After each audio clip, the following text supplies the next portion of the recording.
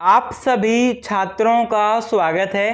तो छात्रों, आज की इस वीडियो में हम कक्षा 11वीं विषय हिंदी त्रैमासिक परीक्षा के लिए एक ऐसे पेपर को देखने वाले हैं जिसके आपके पेपर में सेम टू सेम आने के बहुत ज़्यादा चांसेस हैं और जिसे आप तैयार कर लेते हो तो आप विश्वास मानिए आप बड़े ही आराम से 60 to 70% मार्क्स अपने त्रैमासिक परीक्षा 2022-23 में लेके आ सकते हो। तो करते हैं वीडियो को स्टार्ट। वीडियो को लाइक कर दीजिएगा, चैनल को सब्सक्राइब कर दीजिएगा और जितने भी आपके दोस्त हों उन सभी को यह वीडियो शेयर कर दीजिएगा जिससे आपके साथ साथ आपके दोस्तों की भी हेल्प हो जाए।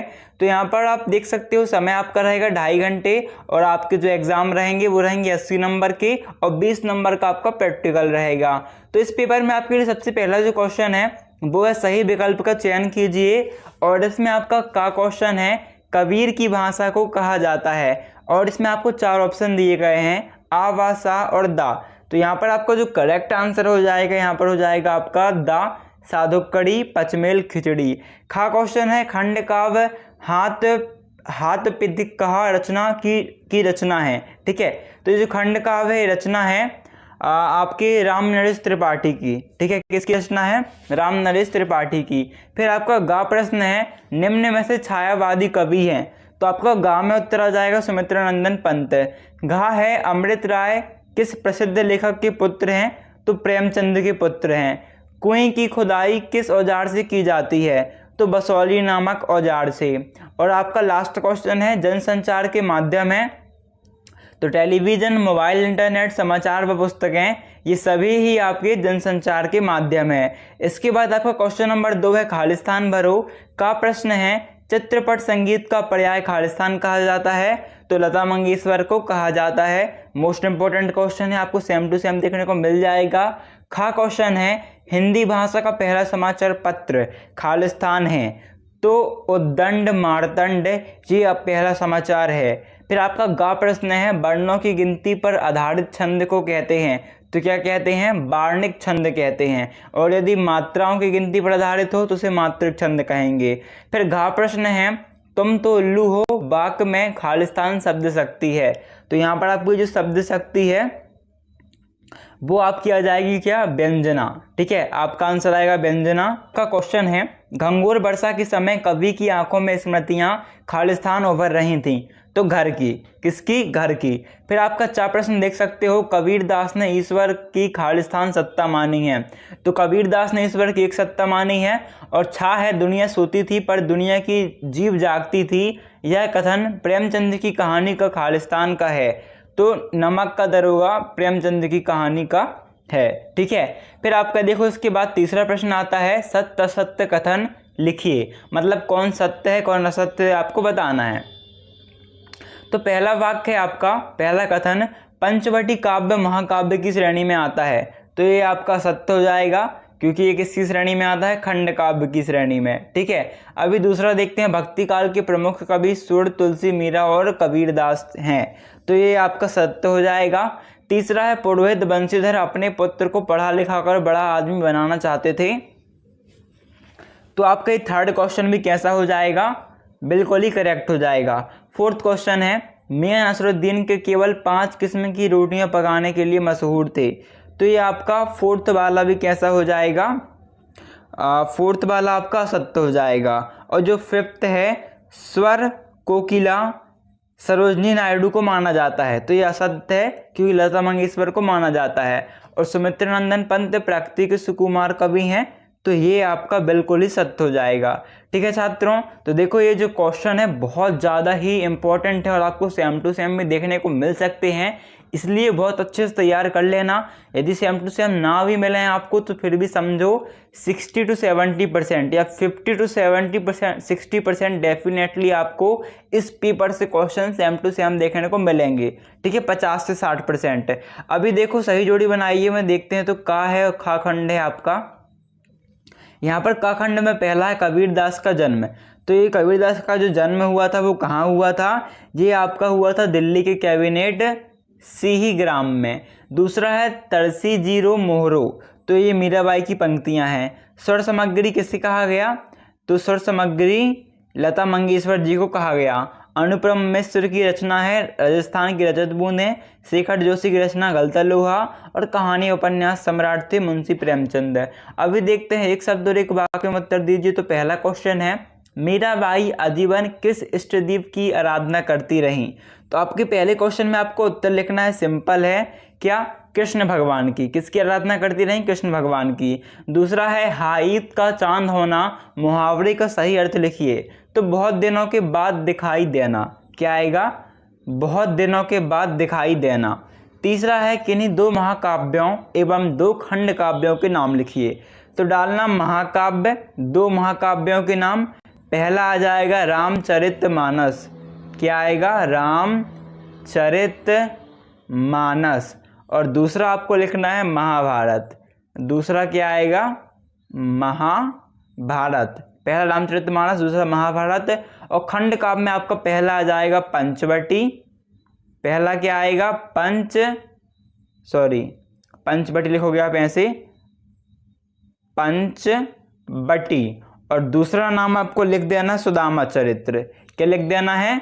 सुदामा चरित्र, ठीक है, सुदामा चरित्र। इसके बाद देखते हैं आपका चौथा प्रश्न, मुझे केवल मात्र 5 रुपए चाहिए, वाक्य को शुद्ध करके लिखिए।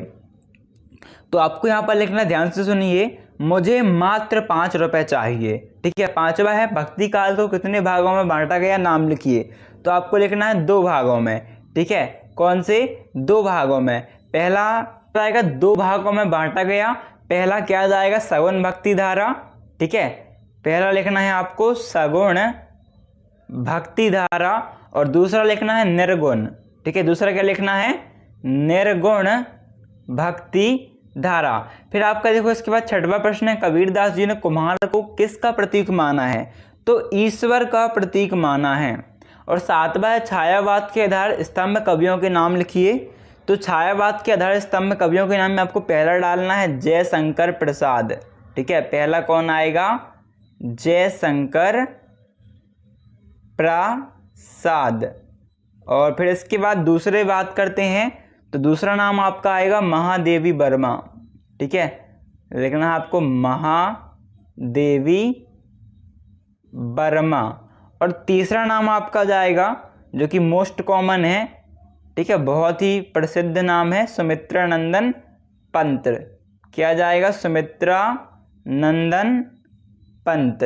इसके बाद देखो आपके छठवें प्रश्न है, भक्ति काल को स्वर्ण युग क्यों कहा जाता है?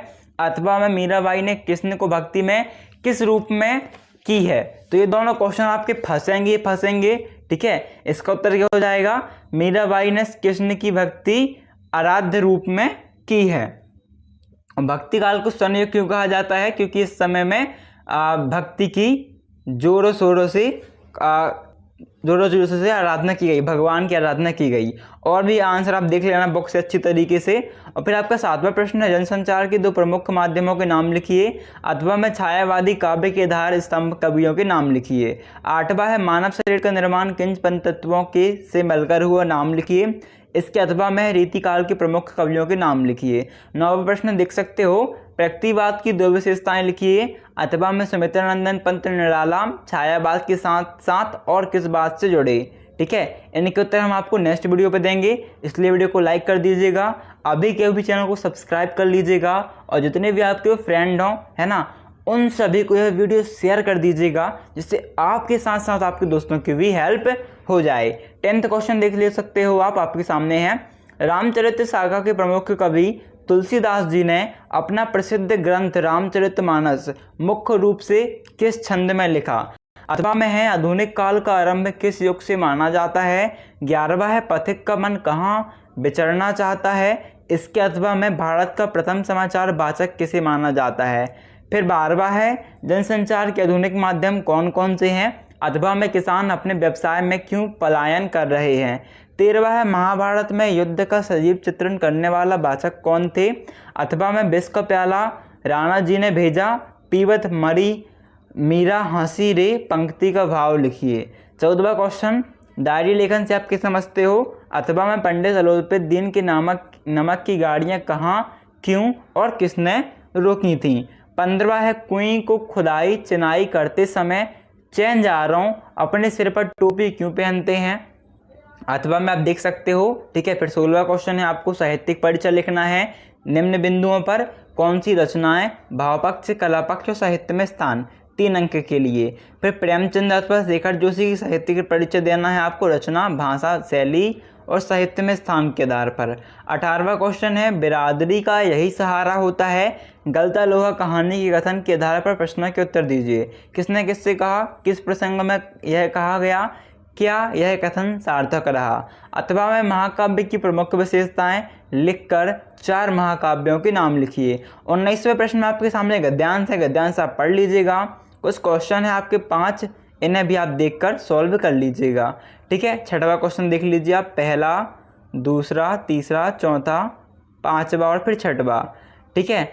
अथवा में आपको गद्यांश दिया गया है, पद्यांश, इसके प्रश्नोत्तर देने हैं। तो ये आपका पद्यांश आपके सामने और प्रश्न भी आपके सामने। फिर 20वां क्वेश्चन देख सकते हो, जिसमें आपको संदर्भ सहित प्रसंग करनी है, प्रसंग सहित व्याख्या करनी है। तो 2 आपके हैं पद्यांश। 21वें में आपको संदर्भ प्रसंग सहित व्याख्या करनी है, इसमें भी आपके 2 गद्यांश हैं। 22वें क्वेश्चन में आपको सुदामा नगर में आप रहते हो, भोपाल में, आपके मोहल्ले में गंदगी व्याप्त है जिससे बीमारियां फैल रही हैं, सफाई व्यवस्था हेतु मुख्य स्वास्थ्य अधिकारी को नगर निगम को पत्र लिखिए। अथवा में आपके क्षेत्र में अधिक वर्षा से हुए नुकसान से दुखी पिता को एक पुत्र का संतापना पत्र लिखिए। 23वां प्रश्न जो कि है निबंध लिखना, वर्तमान समस्या कोरोना, पर्यावरण प्रदूषण, विज्ञान और समाज, मोबाइल और इंटरनेट का प्रयोग, जल ही जीवन, है ना। तो छात्रों इस प्रकार से आपका पेपर आपको देखने को मिल सकता है, बहुत अधिक चांसेस हैं, और नहीं मिलता तो समझो 50 से 60% क्वेश्चन तो यहीं से आपको देखने को मिल जाएंगे। इसलिए वीडियो को लाइक करना बिल्कुल मत भूलना, चैनल को अभी कभी सब्सक्राइब कर लो, बेल आइकन को बाजू में जो बना है उसे प्रेस कर लो, और जितने भी आपके दोस्त हों उन सभी को वीडियो शेयर कर दो। साथ ही आपको टेलीग्राम में इसका PDF मिल जाएगा, तो उसे भी ज्वाइन कर लो, जिसकी लिंक आपको डिस्क्रिप्शन पे मिल जाएगी। सो थैंक्स फॉर वॉचिंग, अभी मिलते हैं नेक्स्ट वीडियो पर।